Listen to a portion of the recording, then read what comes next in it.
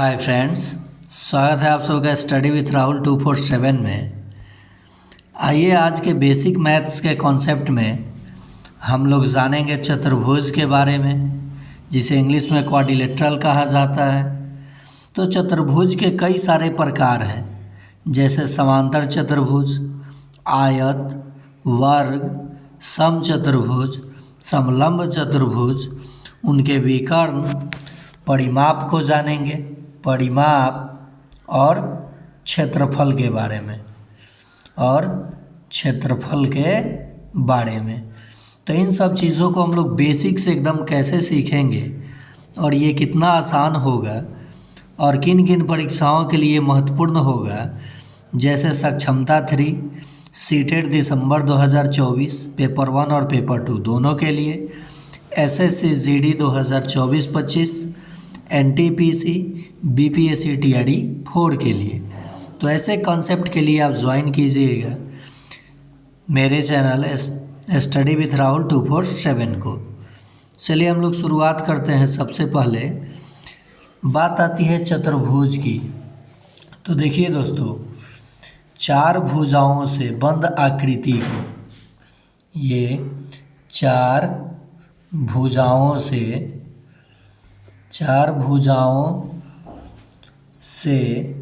बंद आकृति को क्या कहेंगे? चतुर्भुज। आकृति को चतुर्भुज कहा जाता है। क्या कहा जाएगा? चतुर्भुज। जैसे ये मैंने इसको बंद कर दिया, चार भुजा से ये बंद आकृति हो गई, ठीक है, ए बी सी डी। तो देखिए ये चार भुजा से घिर गया ना, तो ये क्या कहलाएगा? चतुर्भुज, क्वाड्रिलेटरल। अब बात आती है कि मैंने कहा चार भुजाओं से घिरी आकृति या बंद आकृति को, तो इसमें भुजा कितने हो जाएंगे बताइए? तो कहिएगा 4। शीर्ष कितने होंगे जहाँ पे दो भुजाएं मिलती हैं? तो ये भी 4। और कोण कितने होंगे? तो ये भी 4। और इन चारों कोणों का योग जो होगा वो होगा 360 डिग्री। कितना? 360 डिग्री। तो ये हुआ चतुर्भुज के बारे में। अगर चतुर्भुज का प्रॉपर्टीज़ नहीं दिया है, चार भुजाओं से घिरी आकृति दी गई है और कोई बेसिक प्रॉपर्टीज़ नहीं दिया है, तो उसे आप जनरल चतुर्भुज कहेंगे, क्वाड्रिलेटरल कहेंगे। अब बात आती है कि ये चतुर्भुज के चारों कोणों का योग 360। यदि 3 कोण आपको दे दी जाए, पहला कोण 110 डिग्री, दूसरा कोण 80 डिग्री और तीसरा कोण 120 डिग्री, तो चौथे कोण का मान क्या होगा? तो इन चारों को आपस में जोड़ के 360 के बराबर कर देंगे, ठीक है। यानी इसे तीनों को जोड़ेंगे, ये तीनों को जोड़ के 360 में से घटा लेंगे तो चौथा कोण हमको मिल जाएगा। समझ गए? या ऐसा भी प्रश्न पूछ देता है कि किसी चतुर्भुज के कोणों का अनुपात, किसका? कोणों का अनुपात पे भी सवाल पूछता है। बता रहा हूँ कैसे। अनुपात 1:2:3:4 है, तो सभी कोणों का मान, तो 4 3 7 2 9 1 10, 10 का मान 360 डिग्री, तो 1 का मान 36 डिग्री, तो कोण हो जाएगा 36 डिग्री, 72 डिग्री, 108 डिग्री, और यहाँ 6 चौका 24 और 3 चौका 12 13 14 144 डिग्री। सबसे बड़ा कोण पूछे तो ये, सबसे छोटा कोण पूछे तो ये। ऐसा भी सवाल आता है, क्यों 10 बराबर 360 किया? क्योंकि इन चारों कोणों का योग कितना होता है? 360। समझ में आया आपको? अब बात आती है कि चतुर्भुज के हम लोग प्रकार के बारे में जानेंगे। किसके बारे में? प्रकार, types of quadrilateral, types of quadrilateral, यानी चतुर्भुज के प्रकार। तो आइए हम लोग देखते हैं। सबसे पहला प्रकार किसके बारे में? समानांतर चतुर्भुज के बारे में। किसके बारे में हम लोग जानेंगे? समानांतर चतुर्भुज के बारे में।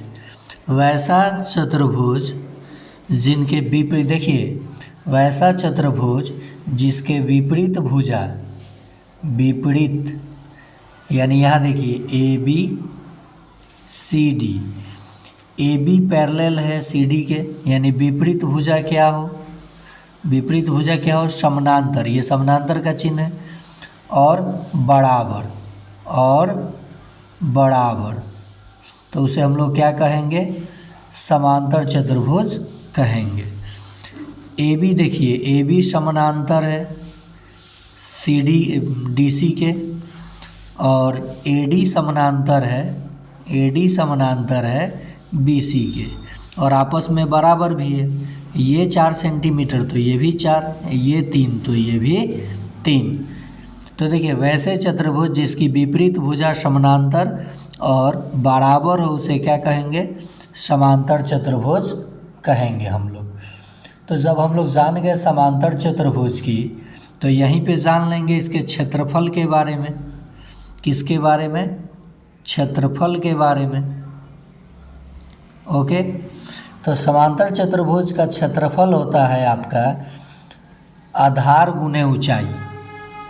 मान लीजिए ये समानांतर चतुर्भुज है, ये वाला, ये मान लीजिए आधार हम मान लेंगे, तो यहाँ से एक लंब खींचेंगे तो ये इसकी ऊंचाई हो जाएगी। समानांतर चतुर्भुज का क्षेत्रफल होता है आधार गुना ऊंचाई, ठीक है, यानी बेस इंटू हाइट। अब इस पे सवाल कैसे पूछता है?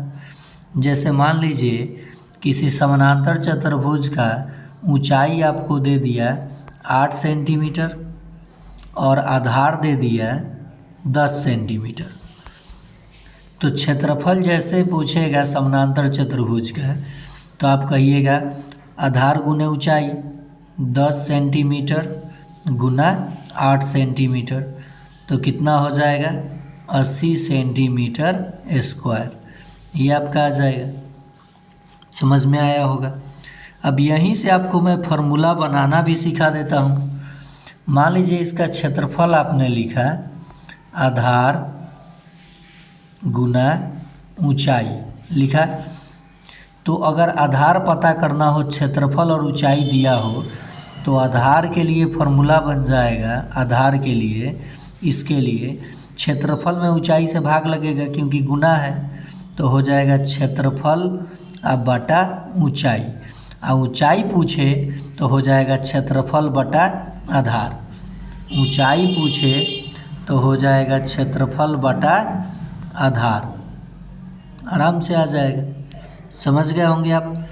और विपरीत भुजा बराबर होता है तो परिमाप तो आप आयत वाला ही फार्मूला लगा देंगे तो हो जाएगा 2 इंटू लंबाई जोड़ चौड़ाई, यही परिमाप आ जाएगा।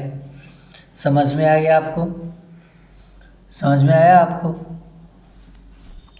और समानांतर चतुर्भुज का क्षेत्रफल ये भी आप लिख सकते हैं, समानांतर चतुर्भुज का क्षेत्रफल 2 गुने एक त्रिभुज का क्षेत्रफल। तो देखिए कैसे प्रूफ हुआ, 1/2 गुने आधार और गुने ऊंचाई। तो ये 1/2, 2 से 2 कट गया तो आधार गुने ऊंचाई है ना आया क्षेत्रफल, वर्ग यूनिट। समझ गए पैरेललोग्राम के बारे में, यानी समानांतर चतुर्भुज के बारे में। अब बात करते हैं आयत के बारे में। तो वैसा समानांतर चतुर्भुज, देखिए मैंने क्या कहा, वैसा समानांतर चतुर्भुज जिसके सभी कोण 90 डिग्री का हो। सभी कोण क्या हो? 90 डिग्री। मतलब विपरीत भुजा भी बराबर और समानांतर, और प्रत्येक कोण कितने डिग्री का हो? प्रत्येक कोण कितने डिग्री का हो? 90 डिग्री का। कितने का? 90 डिग्री का। यानी सभी आयत समानांतर चतुर्भुज हो सकते हैं, लेकिन सभी समानांतर चतुर्भुज आयत नहीं हो सकते। वैसा समांतर चतुर्भुज जिसके प्रत्येक कोण कितने डिग्री का हो? 90 डिग्री का। यानी विपरीत भुजा भी बराबर हो गया, क्योंकि समांतर चतुर्भुज के विपरीत भुजा बराबर होता था। यहाँ पे इसके आपका प्रत्येक कोण कितने डिग्री का हो गया? 90 डिग्री का। समझ में आ गया कि आयत किसे कहेंगे? या फिर वैसा चतुर्भुज जिसका प्रत्येक कोण 90 डिग्री विपरीत भुजा समांतर और बराबर हो, तब भी आप ऐसे डिफिनीसन दे सकते हैं। तो डिफिनीसन तो आपसे पूछेगा नहीं। तो ये हो गया आयत के बारे में। आयत का परिमाप होता है 2 गुने लंबाई जोड़ चौड़ाई, क्योंकि जितनी लंबाई होगी, ये 2 गो लंबाई बराबर और 2 गो चौड़ाई बराबर, तो 2 कॉमन ले लिया। क्षेत्रफल होता है लंबाई गुना चौड़ाई। और एक चीज़, विकर्ण जो होता है आयत का, ये आपस में बराबर होता है। ये जो विकर्ण होगा, मैं बता दूं यहाँ पे, ये जो आयत है इसके जो विकर्ण होंगे आपस में बराबर होंगे। यानी ये D1 और ये D2, तो D1 बराबर हो जाएगा D2 के। लेकिन समांतर चतुर्भुज के विकर्ण बराबर नहीं होते हैं, इतना ध्यान दीजिएगा। तो आयत का अभी आपने विकर्ण का फॉर्मूला भी जान लीजिए। विकर्ण का फॉर्मूला हो जाएगा अंडर रूट लंबाई का स्क्वायर जोड़ चौड़ाई का स्क्वायर।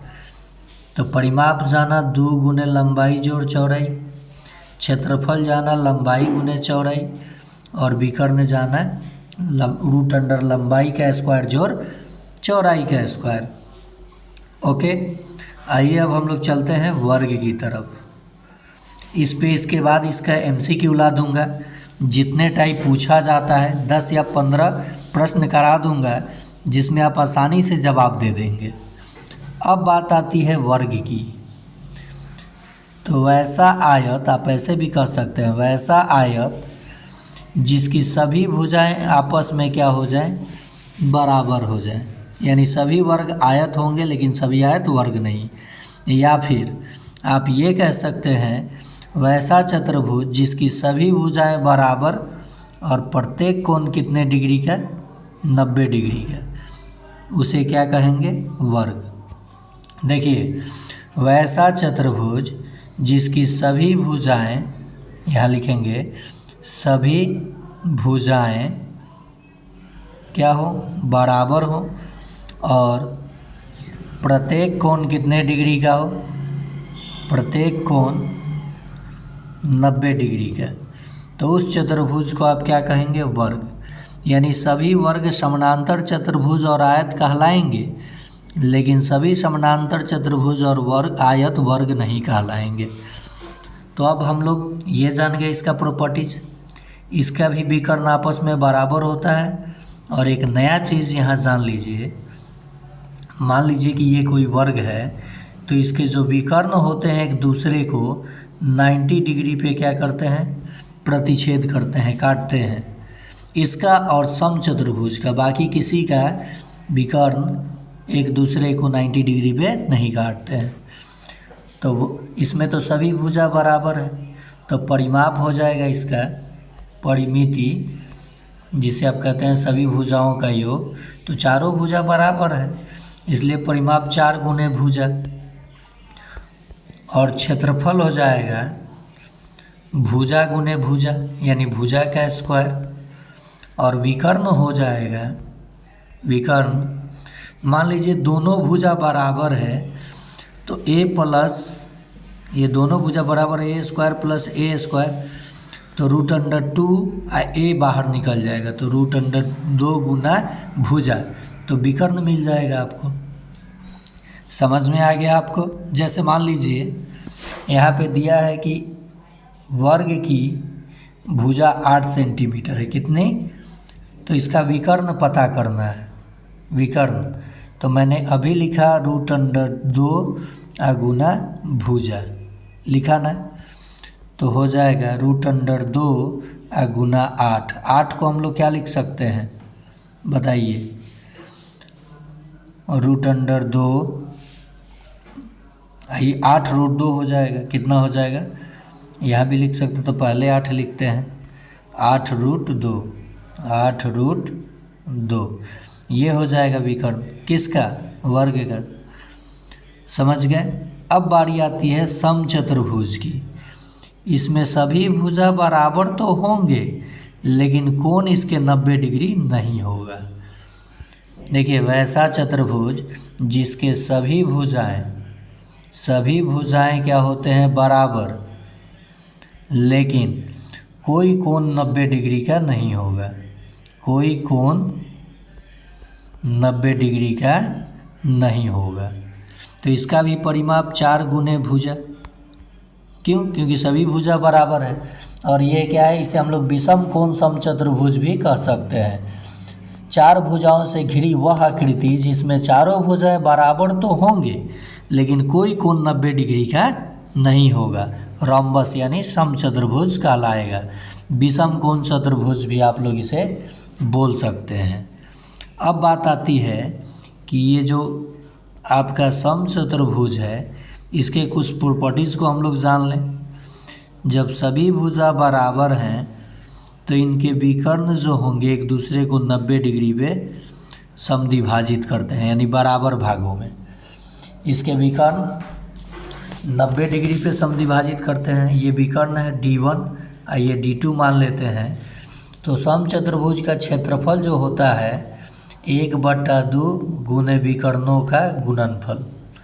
मतलब कि अगर इसके पहला विकर्ण 10 सेंटीमीटर और दूसरा विकर्ण 8 सेंटीमीटर दिया हो तो क्षेत्रफल हो जाएगा 1/2 गुने 8 सेंटीमीटर गुना 10 सेंटीमीटर, और ये कटेगा 4, 10 चौका 40 सेंटीमीटर स्क्वायर। यानी समचतुर्भुज के अगर विकर्ण दिया हो तो उसका क्षेत्रफल विकर्णों का गुणनफल का आधा कर दीजिएगा तो क्षेत्रफल आपको मिल जाएगा। परिमाप कहे तो 4 गुने भुजा, 4 गुना 1 भुजा आसानी से निकाल सकते हैं आप लोग, ठीक है। और समचतुर्भुज के विकर्ण एक दूसरे को 90 डिग्री पर समद्विभाजित करते हैं, 2 बराबर भागों में काट देते हैं। तो आपने समचतुर्भुज को भी जान लिया। अब बात आती है समलंब चतुर्भुज की। किसकी? इस पे भी प्रश्न पूछता है। जैसे मान लीजिए मैंने एक फिगर यहाँ पे बना दिया, इसके कोई एक पेयर भुजा जो होगा वो समानांतर होगा, AB और ये CD। ये देखिए AB समानांतर है CD के, लेकिन ये दोनों AD और BC समानांतर नहीं है। ये दोनों भुजा जो है समानांतर नहीं है। तो देखिए, 4 भुजाओं से घिरी वह आकृति जिसके 2 भुजाएं समानांतर हो, कोई 2 भुजा आमने सामने की, तो वो क्या कहलाएगा? समलंब चतुर्भुज यानी ट्रिपेजियम कहलाएगा। अब बात आती है कि इसका क्षेत्रफल क्या होगा। तो यहाँ से जैसे मैंने हाइट ये दोनों रेखा खींचा तो ये इसका हाइट कहलाएगा। किसी एक को ले लेंगे तो इसका क्षेत्रफल हो जाएगा 1/2 गुना समानांतर भुजाओं का योग AB प्लस DC। समानांतर भुजा की अगर लंबाई दी गई हो, जैसे ये 5 सेंटीमीटर और ये 8 सेंटीमीटर, तो 8 5 13, 1/2, 13/2 सेंटीमीटर स्क्वायर, ये आंसर हो जाएगा। यानी देखिए फिर से समझिए, समलंब चतुर्भुज का जो क्षेत्रफल होता है वो होता है 1/2 गुना समांतर भुजाओं का योग, समांतर भुजाओं का योग, ये आंसर हो जाएगा। जैसे मान लीजिए समांतर भुजा 12 सेंटीमीटर है एक और एक 14 सेंटीमीटर है, तो इसका क्षेत्रफल हो जाएगा इन दोनों को आपस में गुना आ बटा 2। तो देखिए 2 सते 14 बरसते 84 सेंटीमीटर स्क्वायर।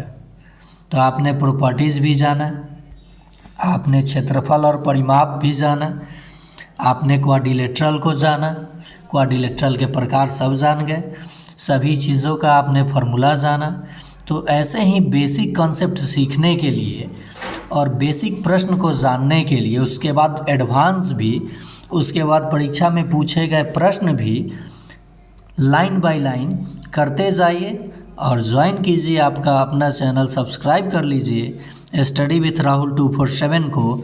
मैं मैथ्स, रीजनिंग इतना बेसिक से सिखा दूंगा, साथ ही साथ जीके जीएस याद करने का तरीका और करेंट अफेयर्स, कौन कौन सा प्रश्न करेंट अफेयर्स का महत्वपूर्ण होगा वो, इन सब चीज़ों की जानकारी में आपको समय तो लगेगा। देखिए तैयारी में समय तो लगेगा।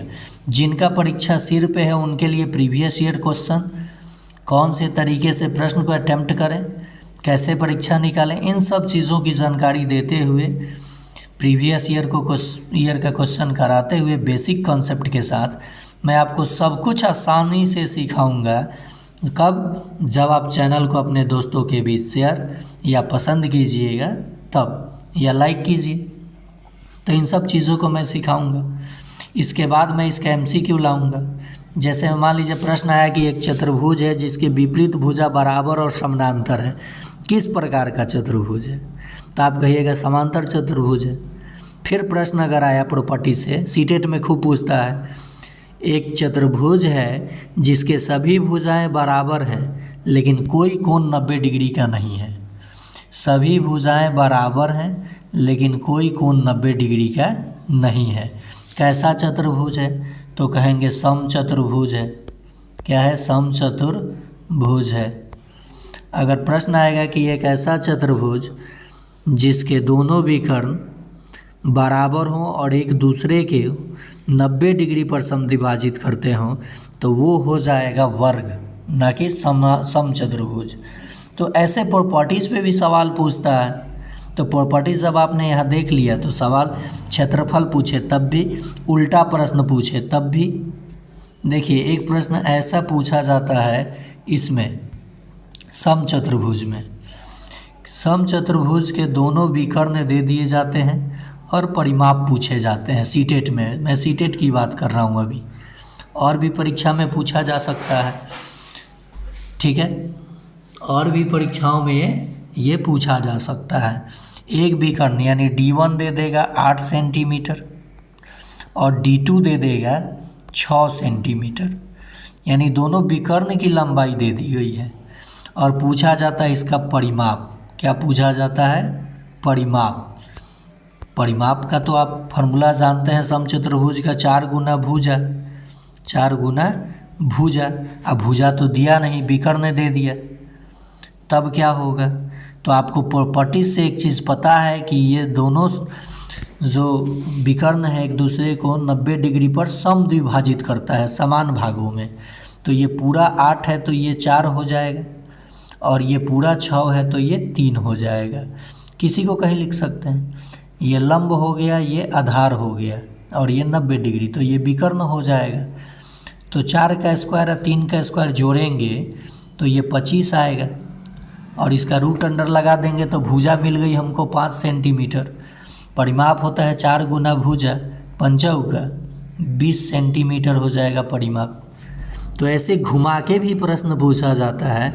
तो मैं MCQ जब कराऊंगा तो सारे तरीके से प्रश्न जो पूछा जाता है चतुर्भुजों से, मैं आपको 10 या 12 प्रश्न कराऊंगा, जिससे बाहर आपके एग्ज़ाम में प्रश्न नहीं आता है। घुमा घुमा के पूछा जाता है कि वर्ग का परिमाप आयत के परिमाप के बराबर है, जिसकी भुजा 3 सेंटीमीटर ज़्यादा है उसके भुजा से, तो क्षेत्रफल बताइए, या भुजा बताइए, या लंबाई बताइए, या अनुपात बताइए, तो आप आसानी से कर देंगे। तो ऐसे ही सवालों के लिए आप ज्वाइन कीजिए, यानी सब्सक्राइब कर लीजिए आपका अपना चैनल स्टडी विथ राहुल 247। फिर मिलते हैं इसी जोश और उमंग के साथ।